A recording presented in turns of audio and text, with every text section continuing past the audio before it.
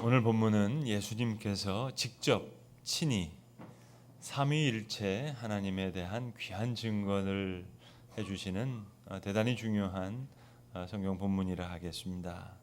무릇 아버지께 있는 것은 다 내 것이요 그러나 진리의 성령이 오시면 그가 내 것을 가지고 너희에게 전하리라. 성부, 성자, 성령 하나님께서 하나라는 말씀입니다.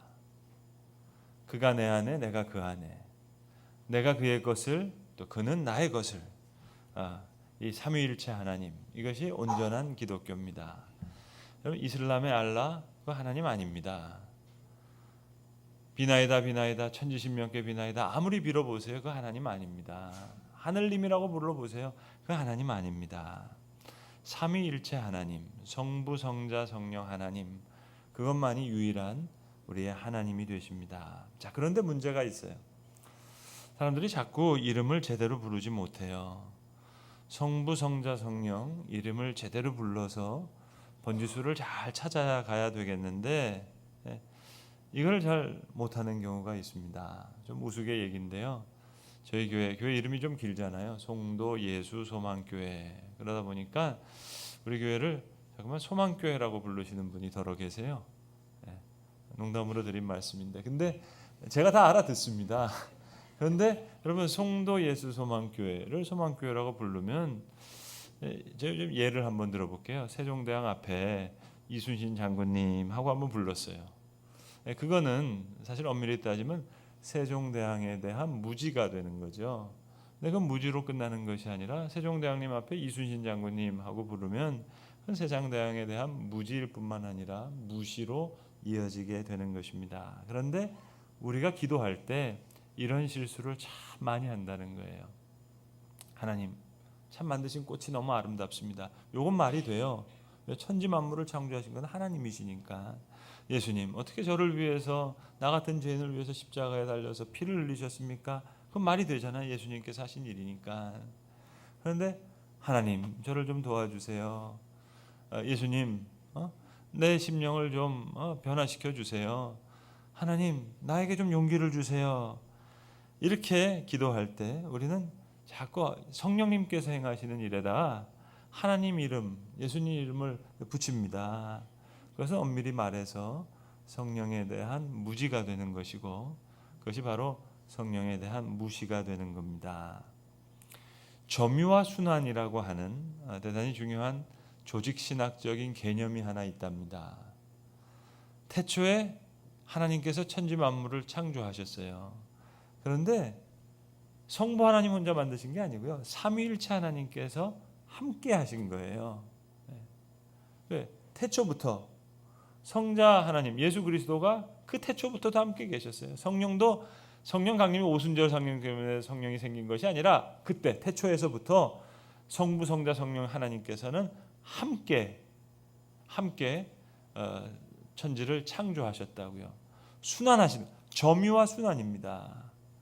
마찬가지. 그런데 그 창조는, 그 영역을 점유하시는 분은 성부 하나님이신 거예요. 십자가에서 예수님이 달려 돌아가실 때 예수님 혼자 달려 돌아가신 게 아니에요. 거기는 하나님의 눈물도 있어요. 하나님의 슬픔도 있어요. 하나님의 아픔이 있어요. 그리고 성령께서 말할 수 없는 탄식으로 함께 하시는 거예요. 그러니까 예수님 혼자 덩그러니 십자가에 달리신 것이 아니라 신학적으로 보면 그건 하나님이 십자가에 달리신 시간이에요. 삼위일체 하나님께서 함께 십자가에 달리시는, 애통하시는 시간이에요. 그런데 그 십자가와 부활의 영역은 예수 그리스도가 점유하시는 영역이에요. 삼위일체 하나님이 함께 하시지만 그 영역은 예수님이 점유하신 영역이었다고요. 자, 그렇다면 성령께서 점유하시는 영역, 그건 어디입니까? 그게 바로 거듭남과 새로운 창조의 영역이에요. 우리를 변화시켜 주시는 분은 성령님이세요. 그래서 제가 매주일 예배를 시작할 때 예배 부름이라는 걸 합니다. 성부, 성자, 성령께 영원토록 영광이 있을 것입니다. 삼위일체 하나님 앞에 영광을 올려드리는 거예요. 그때 제가 어떻게 영광을 돌려드립니까? 하나님 아버지, 이 천지를 창조하신 창조의 능력과 우리를 향하신 사랑을 감사하며 영광 올립니다. 그렇게 하잖아요. 그리고 예수님에 대해서 영광 올릴 때는 죄와 죽음에서 우리를 구원하신 예수 그리스도의 구원의 은혜에 제가 영광을 올립니다. 그렇게 영광을 올리고 그 다음에 성령님께 영광을 올릴 때는 어떻게 영광을 올려요? 늘 우리와 함께 하시며 오늘도 말씀 가운데 우리 가운데 거듭남의 역사를 일으키시는, 어떨 때는 제가 새로운 창조의 역사를 일으키시는 성령님께 영광을 올립니다 하고 다시 성부, 성자, 성령께 영원토록 영광이 있을 것입니다. 그렇게 영광을 올리잖아요. 그런데 우리는 기도할 때 성령님을 본의 아니게 무시한다고요. 하나님 저를 좀 변화시켜 주세요. 예수님 저를 변화시켜 주세요. 물론 성령님께서 알아들으시죠. 이거 기르니까 소망교회라고 얘기해도 송도의 소망교회겠지 알아듣는 것처럼, 그러나 엄밀히 얘기하면 틀린 거죠. 예수님 저를 좀 변화시켜 주세요. 우리 그렇게 기도하잖아요. 그런데 이 영역을 점유하시는 분은 성령님이십니다. 그러니까 성령이여 저를 좀 변화시켜 주세요. 제가 용기가 없습니다. 너무 약합니다. 쓰러질 때가 너무 많습니다. 성령님 힘을 좀 주세요. 저를 좀 진실하게 해주세요. 성령님의 이름을 찾아드려야 돼요. 거듭남과 새로운 창조의 역사, 그 영역을 점유하시는 분은 성령이시니까. 물론 성부, 성자, 성령께서 함께 일하시죠. 오늘 하나님이 일하시죠. 우리 가운데 예수님이 일하시죠. 삼위일체 하나님께서 하나님의 영으로 그리스도의, 그러나 오늘 이 시간에는 하나님의 영으로 그리스도의 영으로 성령께서 점유하시는 시간이세요. 그러니까 이름을 찾아드려야 돼요. 기도할 때 너무 하나님, 예수님 하고 성령님 얘기를 안 하면 성령님 섭섭하시다고요. 그러니까 하나님 꽃이 참 아름답습니다. 예수님 십자가 부활로 분명하게 우리의 믿음의 승리에 표식을 보여주신 거 감사해요. 그거 보니까 제가 좀 따라갈 수 있겠어요. 길 열어주신 거 예수님 너무 감사해요. 근데 성령님 저를 좀 도와주세요. 성령님 저를 좀 변화시켜 주세요. 제가 너무 약해요. 쓰러질 때가 너무 많습니다. 실수 너무 많이 합니다. 성령님 새로운 창조의 역사와 거듭남, 그 성령님의 점유하시는 역사시니까 성령님 저를 좀 도와주세요. 자, 그렇다면 여러분, 성부가 하시는 일과 성자가 하시는 일과 성령이 하시는 일 가운데 어떤 일이 제일 어려울까요? 어떤 일이 제일 힘든 일 같으세요? 여러분, 사람 변합니까? 사람 안 변하죠. 근데 두가 다 답이 되죠. 사람 변하죠. 그러나 참 변하기가 힘듭니다. 둘 다 맞아요.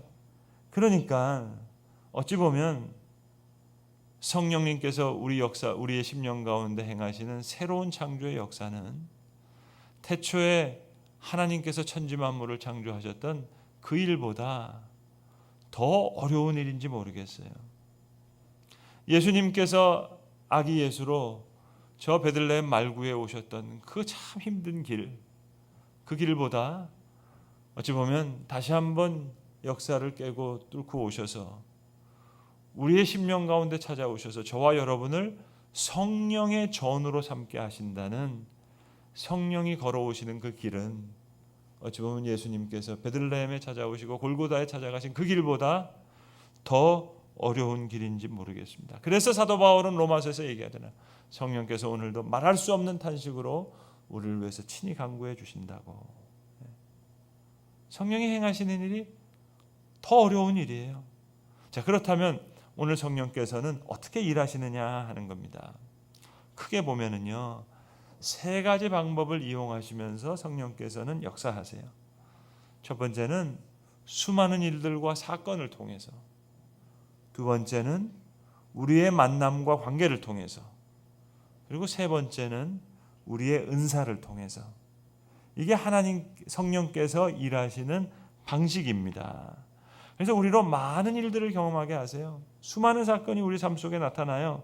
그런데 성령께서 그 일들을 사용하시는 거예요. 수많은 만남과 관계를 통해서도 일하세요. 여러분, 신앙인이란 자고로 사람 가운데 일어나는 일들을, 인간관계의 일들을 사람의 일로 생각하지 않아요. 사람의 일로만 생각하지 않아요.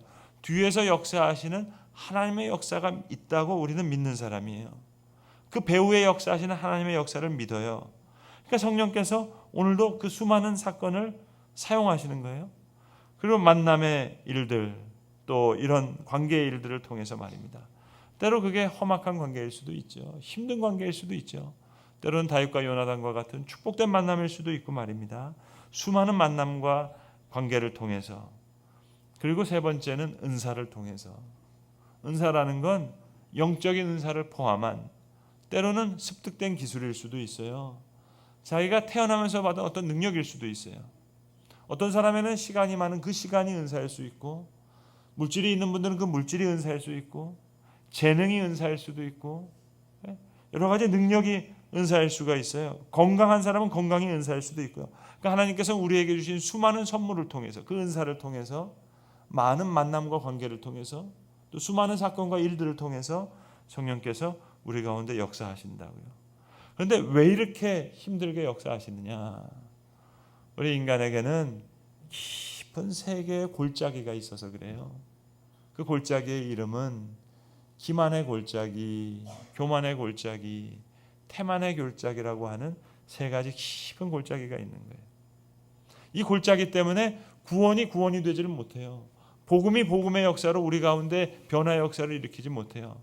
하나님께서 천지 만물을 다 지으시고 역사를 오늘도 주관하고 계세요. 예수님께서 십자가와 부활로 모든 복음의 역사, 구원의 역사를 이루셨어요. 그런데 그 구원과 복음이 우리 가운데 역사를 못해요. 왜? 이 골짜기의 깊이가 너무 깊어서 건너오지를 못하는 거예요. 성령께서 그 골짜기를 메우시는 거예요. 교만의 골짜기는 뭐냐? 하나님 뭘 필요해? 성령이 그 필요 없어.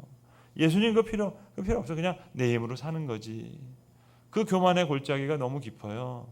그래서 성령께서 그 골짜기를 메우시는 거예요. 기만의 골짜기라는 게 있어요. 그 교회에서 얘기하는 거 다 거짓말이야. 사람들이 그냥 마음이 약하니까 뭐 천국 뭐 이런 거 종교를 만들어서 그렇게 하는 거지. 죽으면 끝이지 뭐 죽어서 무슨 천국이 있겠어. 그 구원의 소식 그거 가짜 얘기야. 거짓말이야. 이렇게 복음과 구원을 기만의 얘기로 생각하는 거예요. 기만의 골짜기가 너무 깊어요.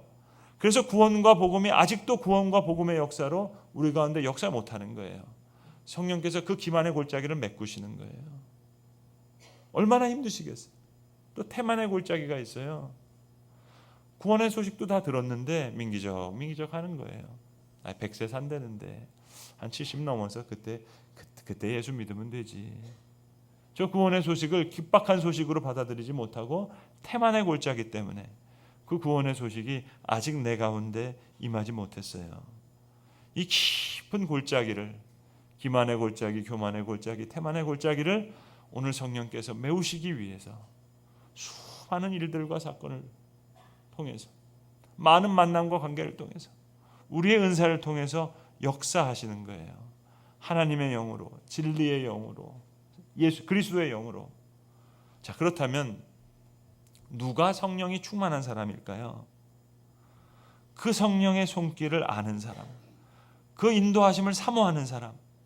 우리가 똑같이 이 예배 자리에 있다 하더라도 오늘 말씀 가운데 하나님의 뜻을 알고자 하기를 원하고 성령께서 내 심령에 변화시키시기를 원하시는 그 간절한 사모함이 있는 사람, 또 그 성령의 변화가 내 삶 속에서 경험되고 있는 사람, 성령님이 이런 걸 원하시는구나 생각하는 사람, 그 사람이 성령이 충만한 사람이에요.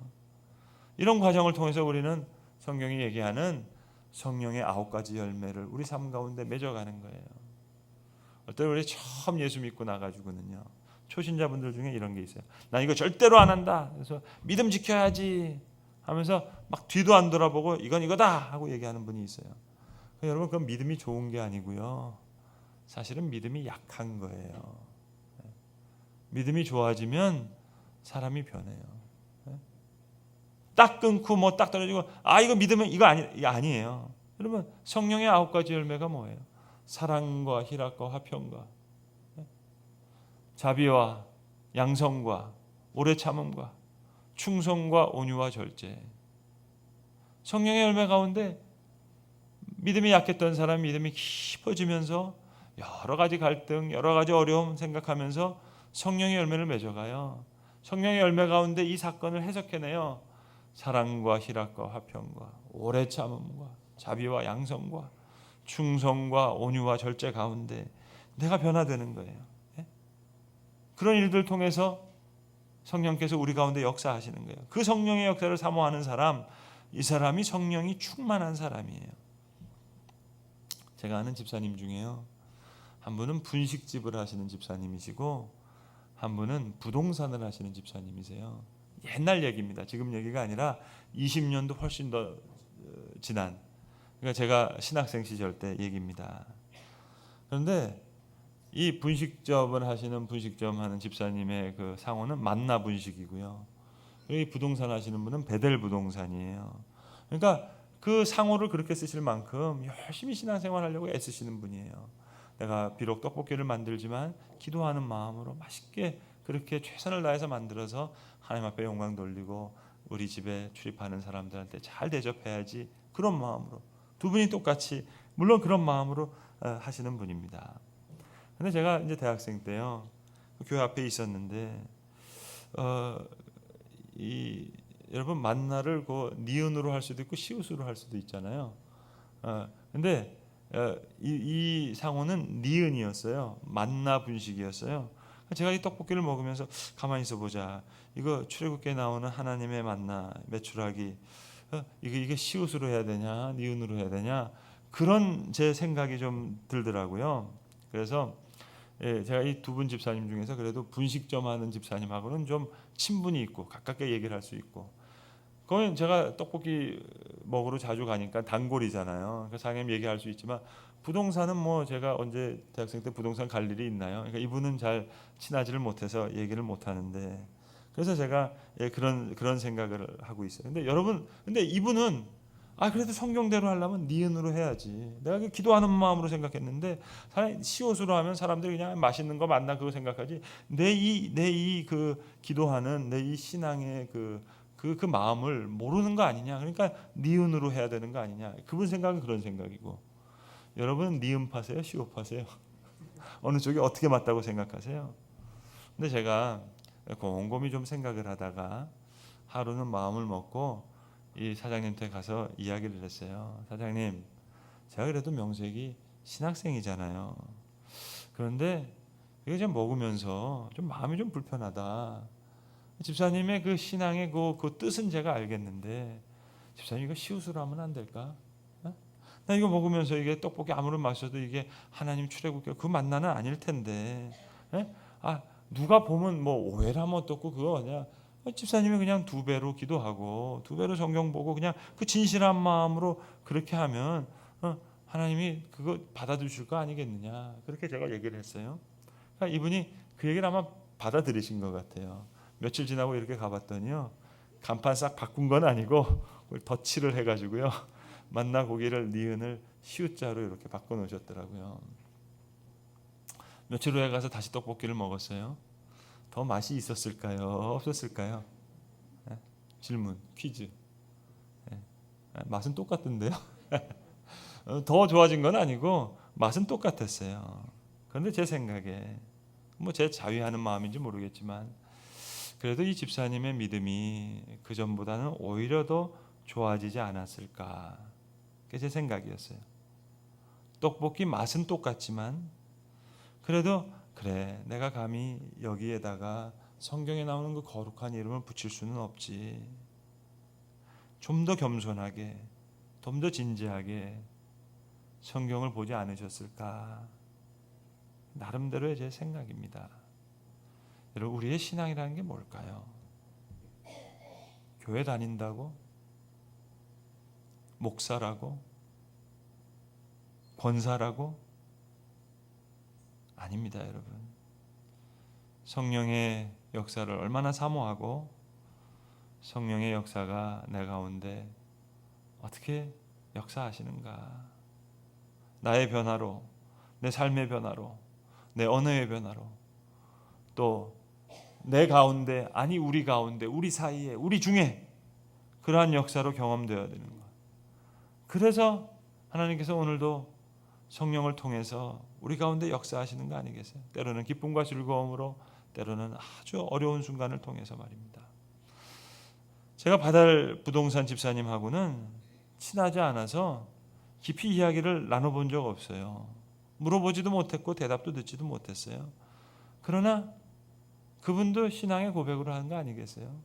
뭐 사업이 어려워져서 이번에는 정말 돌베개를 베고 되는 마음으로, 그 베델이 하나님의 집이라는 뜻이니까 내가 고객들한테 뭘 사인을 해주고 뭘 할 때 그런 마음으로 내가 신앙껏 양심껏 그렇게 하지 않았겠느냐 하는 그런 마음으로 하셨을 거라고 저는 지금도 생각하고 있어요. 근데 여러분, 영신부동산 하면 안 될까요? 철순의 부동산이면 어때요, 여러분? 성도 여러분, 우리가 신앙생활 10년, 20년, 30년, 아니 평생, 그게 중요한 게 아니잖아요. 만나분식, 베델 부동산 상호 걸었다고 내가 거듭난 사람이 아니잖아요. 새로운 창조의 역사란 성령 가운데 내가 변화되는 역사예요. 베드로 딴 사람 아니잖아요, 여러분. 변화받은 사람일 뿐이지. 소문 다 났잖아요. 예수님 수제자라 그랬는데 3번이나 모른다고 부인했다면서요. 무슨 수제자가 그래요? 그냥 나타나면 안 되죠. 베드로 변화받았잖아요. 바울이 딴 사람인가요? 뭐 그 사람이 뭐 공부를 많이, 아니요. 변화받은 사람이기 때문에 그게 귀한 거죠. 예수 믿는 사람 죽이려 다메섹에 가던 사람이에요. 그 사람 때문에 죽은 사람 많아요. 살인자예요. 그런데 그가 변화받았어요. 그래서 바울이 됐어요. 그러니까 귀한 하나님의 사람이 되는 거잖아요. 성령의 도우심이 있는가, 성령의 역사하심이 있는가, 그 역사 가운데 내가 변했는가, 그게 중요한 거죠. 물론 여러분, 성령님이 강한 능력으로 나타나실 때가 있어요. 기적이 일어날 때가 있어요. 안진뱅이가 일어날 때가 있어요. 여러분, 그런 성령 충만을 원하세요? 그런 성령 충만을 기대하세요? 물론 원하실 수 있고 기대하실 수 있어요. 근데 그것은 여러분 참 작은 일입니다. 그건 그렇게 어려운 일이 아니에요. 성령님 마음만 먹으시면 소경의 눈 뜨게 하실 수 있다고요. 내 아들이 좀 잘 됐으면 좋겠어요. 좋은 대학 갔으면 좋겠어요. 성령님의 도움이 꼭 필요해요. 물론 내가 너무 사업이 힘들어요. 회사에서 너무 힘들어요. 성령님 이거 좀 도와주셨으면 좋겠어요. 돈도 좀 많이 벌었으면 좋겠어요. 성령님의 도우심이 필요하죠. 그러나 사업 잘 되게 하는 거예요. 떡볶이 맛있게 하는 거예요.